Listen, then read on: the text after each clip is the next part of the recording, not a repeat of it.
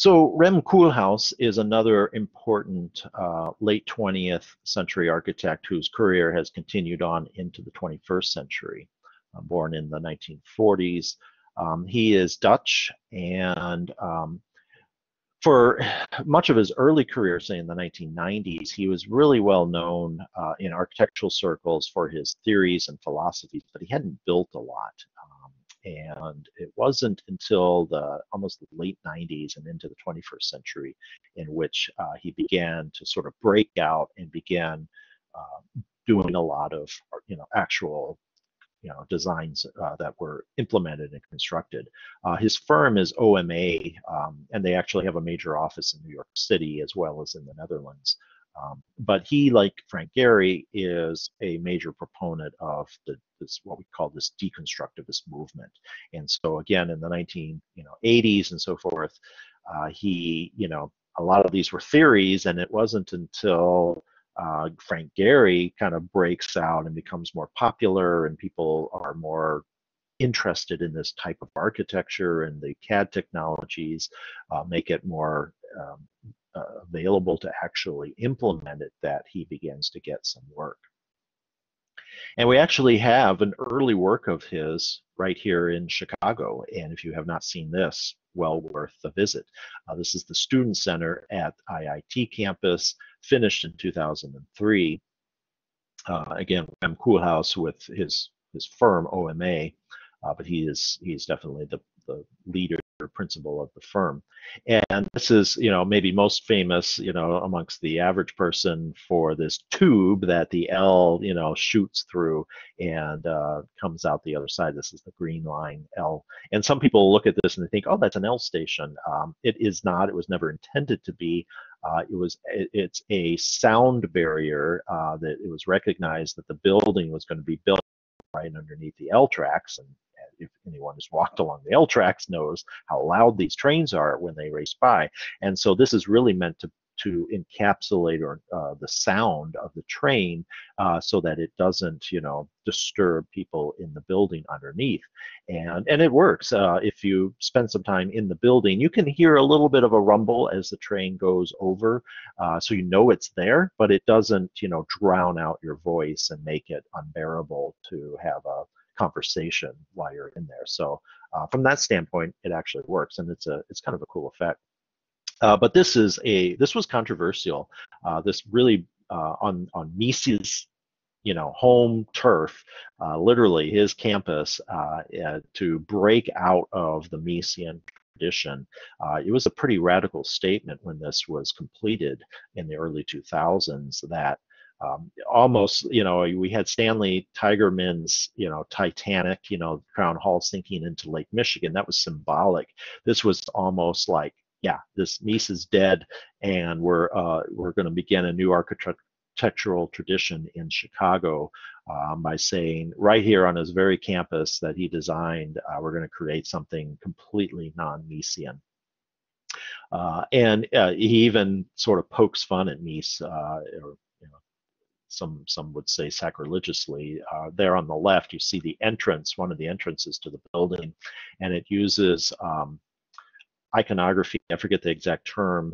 The little symbols all put together in a way to create a montage image of Mies's head, and the doors open up. They're on automatic sensor, and the doors will slide open, and it is like his mouth opening, and you walk in the building through Mies's mouth. It's to many people this is kind of a sacrilege. I mean, there's still a lot of Miesians teaching at the School of Architecture at IIT, and this building was not without its controversy. And it uses a grid system with glazed walls, but of course the grid is not Miesian squares and rectangles. There's different angles and forms and shapes.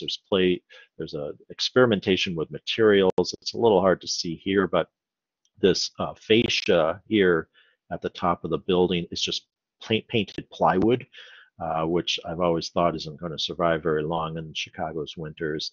The orange is a material set inside the insulated glass partition. It's just little circular grid set inside there that's orange, and you get this orange glow. There's a photo coming up that'll show you that.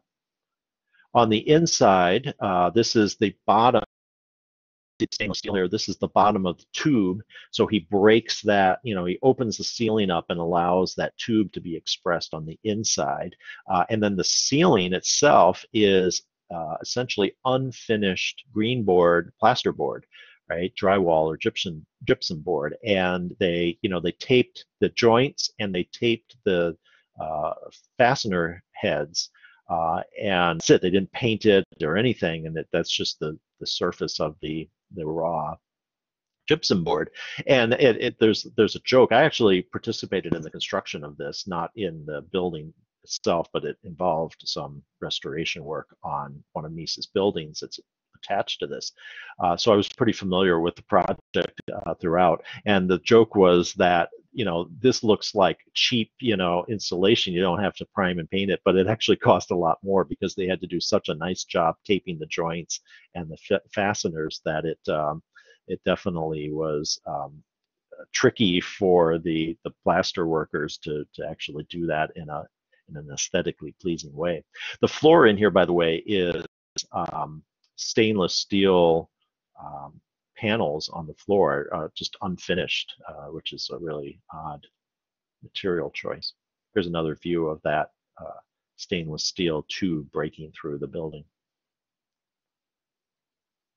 And here's that orange wall, especially in the afternoon. This is on the west side. That light comes in, and it is orange. Not the most complementary. There is one little nod to Mies. You can see these columns. These are painted steel exposed columns. This is the type of grid column that Mies would do, and he actually created this grid of steel columns that the building, sort of slices through and around in different angles and forms and shapes. So it was almost a play on the Miesian grid that, again, one could look at that as being complementary to Mies, or one could look at it as being thumbing his nose at Mies. It depends on your perspective. Another project is the Seattle Central Library. This is from 2004, and you can see that it takes this triangular structural grid, and you can create all kinds of abstract, odd forms and shapes and cantilevers. A couple of different views of it. Kind of spin through this so we can wrap up. Here's Melissa giving a scale proportion of the exterior triangular grid. So this is a structural system here that becomes expressive of the architecture. So there's a modernism to this, of course, in that tradition of expressing structure, but doing it in ways that look non-structural, that this building could hardly stand, like it's going to fall apart or is being crushed or something. This is a view of the interior space, and we see some of the playfulness of Cool House with the floor coverings that are, like a jungle, and we see this phosphorescent escalators throughout. A different view of the atrium. Another example, another example is in Beijing. This is the Central Chinese Television Tower from 2009. And again, this is a building that looks like it can't stand on its own. It's a significant work of feat of engineering to have this balanced and stable that it's really breaking out from, if you compare it to the Hancock building, which is expressing exactly how the building is structurally made. This is sort of teasing that the building doesn't look structurally sound at all, like it shouldn't even support itself. It's a view of the upside of that.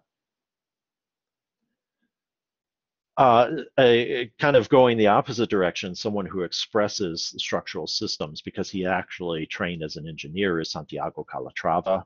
He is a Spanish architect from Valencia, which is on the southeast coast of Spain. And he started out as an engineer and got more and more work in architecture. And so sort of incorporates engineering expression with architecture. And I really equate him with, say, Aro Saarinen, who was, really experimenting with using the forms of the structural systems and using that to express something visually interesting. So he's really an expressionist kind of architect. And I'll show you a few examples. This is the Gare de l'Orient in Lisbon, Portugal. Basically, the Station of the West is how this is translated into English. This is from 1998. These are my photos when I visited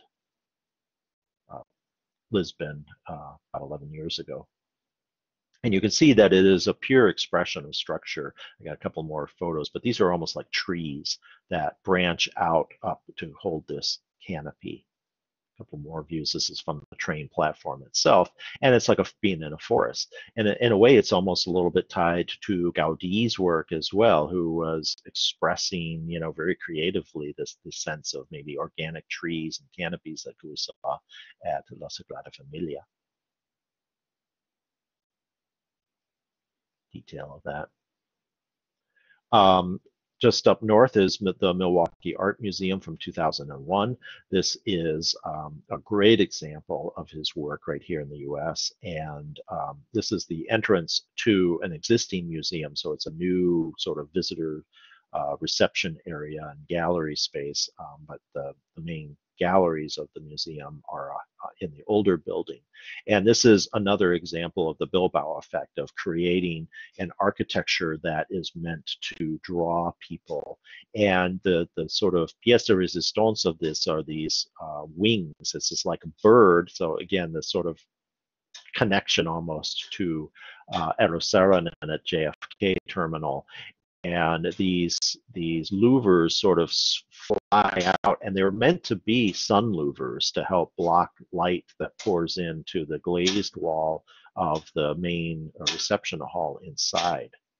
Here's another view from the side, so you can see the glazed wall and then these sun louvers that arc out. But here's another view of it from the front. But as the sun moves, or if you get the heavy winds off the lake in the wintertime, you don't necessarily want these louvers stretched out. And so they are on automatic systems that will sort of tuck back in. And if you, they'll actually do this, they'll open the wings up and out and then close them back up on, certain times of the day in the summertime. So if you visit Milwaukee, find out when they're opening and closing these things. It takes several minutes for them to fully open and fully close. It doesn't happen quickly, but it's really fun to watch them kind of spread their wings like a bird would do. And a couple of views of the interior space. This is with the wings closed, and you can see that it, sort of shades the interior a great deal. And it has a great view at the end looking out onto Lake Michigan. Just a cool views of the structural systems on the inside. Another great example is his City of Arts and Sciences in Valencia, his hometown. This is built in stages starting in 1991 and was still going in 2006. And it is this whole complex of different museums that are dedicated to different arts and sciences. And I'm just going to kind of pass through these, but you get a sense of his creative expressionist systems here that are almost 21st century. I think if you wanted to have make a movie of some futuristic Martian city space movie, you could set it here in this site to create the idea of what a futuristic city in Mars might look like. Gonna just pass through these. Some really cool geometries. This is a photographer's dream to come here and take most of these for my photos.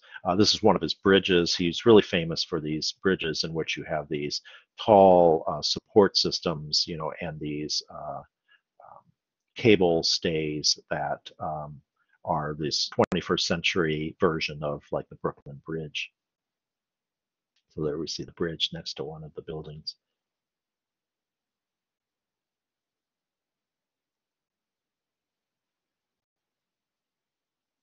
Flip look through these. He did, unfortunately, we don't really have an example in Chicago. He had designed a spire to go right near Navy Pier, but it was designed right before the Great Recession of 2008. So as far as they got was a big hole in the ground, and that's been abandoned, and there's plans for some other kind of tower that's not designed by him. So I was always a little disappointed. I thought this would have been a pretty cool addition to the Chicago skyline. And he did do a work at the World Trade Center after 9/11, a transit hub. So this is my photograph of the memorial. So this is the huge hole in the ground fountain where one of the towers sat, and it's a great vista of his new transit hub called the Oculus. And this is similar to the design. You can see the similarities to the Milwaukee Art Museum, but these are fixed. These do not open and close the way the Milwaukee Art Museum ones do. And I have a few photos. This was a great photo taken. It was a very gray day when I was there, and all of a sudden, just a little break in the clouds, and the sun sort of swooped across the Memorial Plaza and across the Oculus building and sort of lit it up. And it only lasted for maybe 20, 30 seconds. And I took a whole bunch of photos. And my wife Melissa was off just somewhere else taking photos. And when we joined back up together, we both looked at each other and just knew that we had both seen this effect. It was stunning the way the light had gone across here. There's a view when the light was hitting it just right. And the views of the interior. So this is like a 21st century grand station. Tie this back to what we saw in the mid 19th century, the early train stations, or the airports of the mid 20th century. This is a mix of a shopping mall and a major transit hub for the New York subway and commuter rail station systems, rebuilt after the destruction of the World Trade Center. And it's an incredible space. It went way over budget, very controversial for that, but this will last for centuries, right? And nobody's going to worry about the budget 100 years from now. They're going to really look at this and go, this is an incredible example of a major public space from the early 21st century. So some photos I took of that.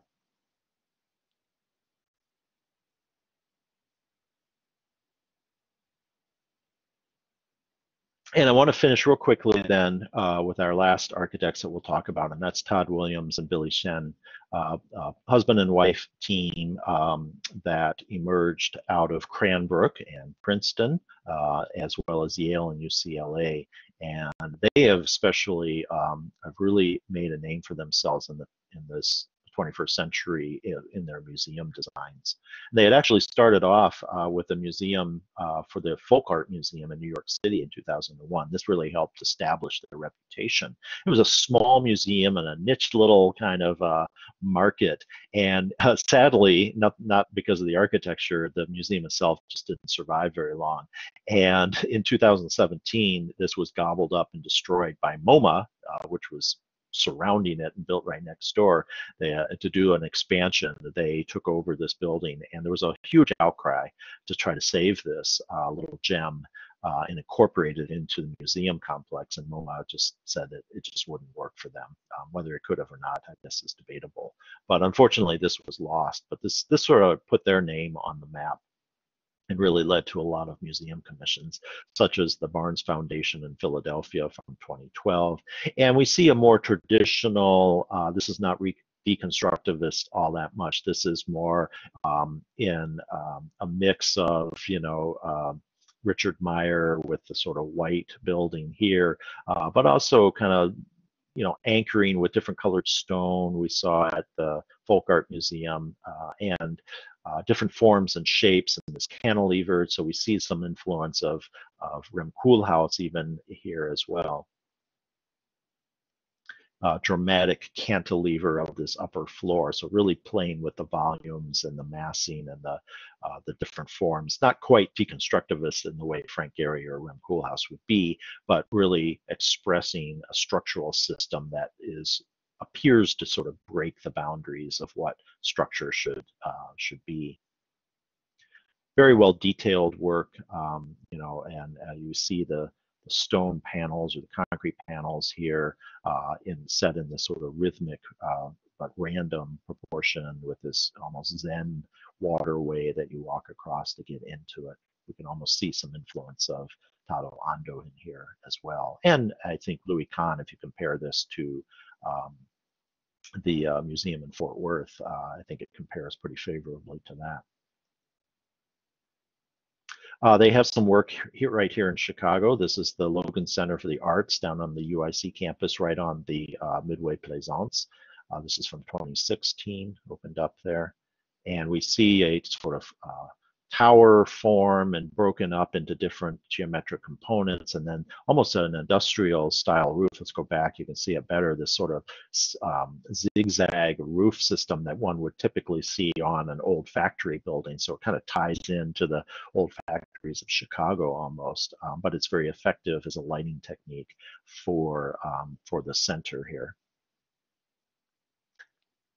And an interior view, again, very well detailed and nice open space. And this helped, this is a project that helped put them on the map. And in 2017, they got the commission from this guy to design Obama's presidential center. And here they are getting sort of the public announcement of the design. This is certainly not without its controversy. This is to go in Jackson Park, and there are people who feel that it is not appropriate to put this in a park. Personally, I feel differently. I think this will be a great addition to Jackson Park. You can see in the rendering is the Museum of Science and Industry right there in the background, which is also in the park, so I don't really know what the objection is here. And this is an area that was underutilized for sure. It's not smack dab in the middle of the park, but some people feel very differently. There have been legal challenges to it, so it's been somewhat stalled and delayed. But really nicely detailed stonework here in the tower.